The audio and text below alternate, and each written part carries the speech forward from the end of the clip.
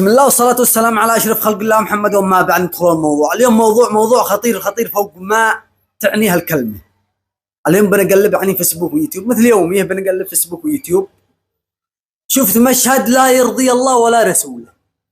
تخيلوا أن شفت إسرائيلي يدسع راية الإسلام، الراية الذي ضحى كالمسلمين والمسلمات فيها كم من رأس الصحابة بعهد الرسول، تقطعت أيادي، صار كم من راس، صار كم من حر، كم من شهيد بعهد النبي صلى الله عليه وسلم.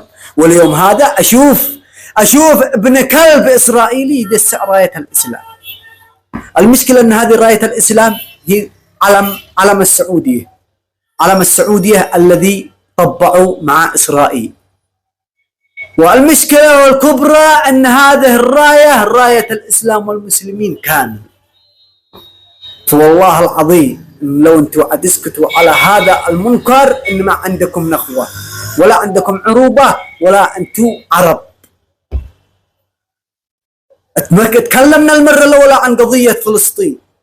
يا عالم، يا حكام، يا مطبعي، فلسطين في نزوح، تهجير، تجويع، حصار، قتل القتل، قصف القصف. فلسطين بمعاناة بما تعنيها الكلمة، بكل ما تعنيها الكلمة فلسطين تتحمل هذا المعاناة. والله ما اهتز شعره من حقنا الحكام ولا المسؤولين ولا تكلموا بهذا الشيء. كل واحد يفتجع على منصبه، كل واحد يفتجع على إذا هو بالمكان الذي هو جالس فيه.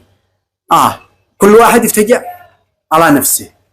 مع ذلك تذكروا لما قلنا وحقيقة الأرض بتدور بوزن ودقة دقيقة وقريب عتدور على المطبعين دلا يا شقيقة.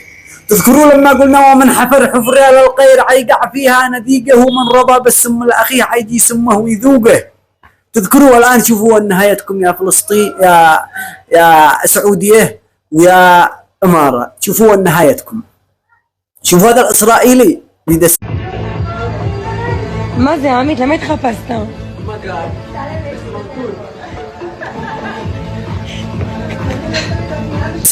راية فلسطين، راية السعودية. أنا أحس عند فلسطين لأن أخواننا في فلسطين والله أنهم بيعانوا، والله ما حد تكلم. إحنا والله ما بنطلع عبث هكذا أمامكم عبث. أخواننا في فلسطين ما حد بيتكلم عنهم، ما حد بيدعمهم، ما حد إيش من عرب وإيش من عروبة، إيش من عرب وإيش من عروبة، إيش يعني إيش منتظرين؟ أعيدها لكم مرة ثانية. قلنا يا عالم كل شيء في بابه وكل طريق في طريقه، فإنما الله يختبركم بكل ثانية ودقيقة. وقلنا فيسبوك ويوتيوب لا تكتموش الحقيقة، وكل واحد منكم لا يشجع فريقه، وكتمكم قتل الأطفال إرهاب وأكبر وثيقة. وهذا الإرهاب بذاته وإسلامنا ما يطيقه. وقل الولايات المتحدة كيف الخبر يا صديقه؟ وين حقوق الإنسان؟ وين حقوق فلسطين؟ وين حقوق الإنسان؟ وفوق الإرهاب فوقه. والله لو تكتمون الحق بأكبر بيرة عميقة، الحق واضح يضل حق، والحق ما حد يعيقه. وتأكدوا إن مجرى السيل يعرف طريقه، وحقيقة الحق هو سيل والسيل ما حد يضيقه. ومن حفر حفرة للغير عيقع فيها نديقه، ومن حفر حفرة لفلسطين عيقع فيها نديقه، ومن رضى بالسم الأخيه عيجي سمه ويذوقه. وحقيقة الأرض بتدور بوزن ودقة دقيقة، وقريب عتدور على المطبعين دلا يا شقيقة، وقريب عتدور على العملاء دلا يا شقيقة، وقريب عتدور على بني إسرائيل دلا يا شقيقة.